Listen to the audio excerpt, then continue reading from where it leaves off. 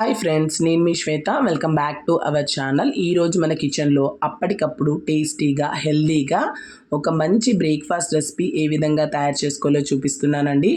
చాలా తేలిగ్గా అన్ని ఇంట్లో ఉన్న వాటితోటే బన్ దోశ అండ్ కాంబినేషన్గా టమాటో పల్లీల చట్నీ ఏ విధంగా తయారు చేసుకోవాలో చూపిస్తున్నాను.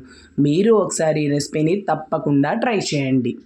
ముందుగా ఒక కడాయి తీసుకొని కడాయిలోకి పావు నూనె తీసుకొని నూనె బాగా వేడెక్కాక మీ కారానికి తగ్గట్టు పచ్చిమిరపకాయలకు దాంట్లోకి 4 టమాటోలను ఇలా ముక్కలుగా వేసుకొని పచ్చిమిరపకాయలను టమాటోలను రెండు ఒకేసారి కుక్ చేసుకోండి. ఇక్కడ ఇవనేవి బాగా కుక్ అవ్వని అవసరం లేదండి. టమాటో కొద్దిగా మెత్తబడితే సరిపోతుంది. ఇలా మనకు టమాటో అనేది కొద్దిగా సాఫ్ట్ అయిపోయింది కదా, దీంట్లోకి తరుక్కున్న 1 ఇంచు అల్లం ముక్క, 5-6 వెల్లుల్లి రెబ్బలు, దీంట్లోకి ఒక 2 రెమ్మల చింతపండు వేసుకోండి. వీటన్నిటిని 1 నిమిషం పాటు బాగా ఫ్రై చేసుకోండి. మనకు అల్లం వెల్లుల్లి బాగా ఫ్రై అయ్యాక స్టవ్ ఆఫ్ చేసుకొని మిశ్రమాన్ని అంతా చల్లారనివ్వాలి. అంతలోపు బన్ దోశలకు రెడీ చేసుకుందామండి.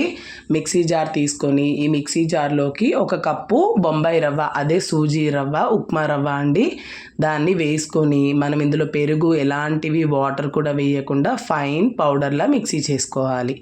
ఇలా మనకు ఫైన్ పౌడర్ అయిపోయిన తర్వాత దీంట్లోకి పొట్టు తీసిన ఒక పెద్ద సైజు ఆలుగడ్డను పచ్చిగా ఇలా ముక్కలుగా కట్ చేసుకొని వేసుకోవాలి.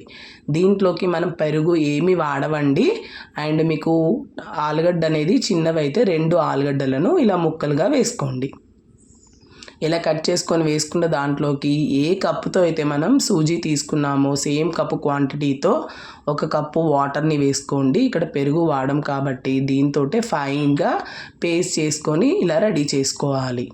ఇలా రెడీ అయిన మిశ్రమాన్ని మనం ఒక బౌల్లోకి తీసుకోవాలి. దీంట్లో ఆలు ముక్కలు ఉన్నాయని దీన్ని మరొకసారి కూడా మిక్సీ చేశానండి నేను. ఆలు ముక్కలు లేకుండా ఫైన్గా చేసుకొని దాంట్లోకి 1 టేబుల్ స్పూన్ సాల్ట్ వేయండి. సాల్ట్ అనేది కంపల్సరీ అండి. పచ్చి ఆలుగడ్డ వేసాం కాబట్టి కలర్ చేంజ్ అవ్వకుండా ఉండడానికి ఇక్కడ సాల్ట్ వేసి కలుపుకుంటాం. తర్వాత మిక్సీ జార్ తీసుకొని ముందుగా మనం చల్లారబెట్టిన టమాటో, పచ్చిమిరపకాయలు, అల్లం వెల్లుల్లి ముక్కల్ని దీంట్లోకి వేసుకోవాలి. దాంట్లోకి టేస్ట్కి తగ్గట్టు సాల్టు, 1 టేబుల్ స్పూన్ జీలకర్ర, దాంట్లోకి వేయించిన 2-3 టేబుల్ స్పూన్ల పల్లీలను వేసుకొని కొద్దిగా వాటర్ వేసి ఫైన్గా మిక్సీ చేసుకోండి. నేను ఇక్కడ కచ్చా పచ్చాగా మిక్సీ చేశానండి. ఈ పచ్చడి కచ్చా పచ్చాగా ఉంటేనే టేస్ట్ చాలా బాగుంటుంది. దీనికి ఎలాంటి తాలింపు కూడా అవసరం లేదు. డైరెక్ట్గా సర్వ్ చేసుకోవచ్చు. ఏ టిఫిన్లోకైనా ఈ చట్నీ యమ్మీగా ఉంటుంది. పిల్లలైతే ఈ చట్నీ అయితే చాలా బాగా ఇష్టపడతారు. ముందుగా మనం పక్కన కలిపి పెట్టుకున్న బన్ దోశల మిశ్రమాల్లో ఒకసారి బాగా కలుపుకొని సన్నగా చాప్ చేసుకున్న ఒక 2 మీడియం సైజు ఆనియన్స్, సన్నగా చాప్ చేసిన 1 టమాటో ముక్కలు, సన్నగా చాప్ చేసుకున్న పచ్చిమిరపకాయలు, 1 రెమ్మ కరివేపాకు, దాంట్లోకి సన్నగా గ్రేట్ చేసుకున్న 1 క్యారెట్, సన్నగా చాప్ చేసుకున్న కొద్దిగా కొత్తిమీర, దీంట్లోకి 1 టేబుల్ స్పూన్ వరకు జీలకర్ర, ఇవన్నీ వేసుకొని ఒకసారి బాగా కలుపుకోండి. ఇవే కాదండి, మీకు నచ్చిన ఏ వెజిటేబుల్స్ అయినా దీంట్లోకి వేసుకోవచ్చు. ఇలా మనం వెజిటేబుల్స్తో తయారు చేసింది పిల్లలకి తినిపిస్తే చాలా మంచిదండి.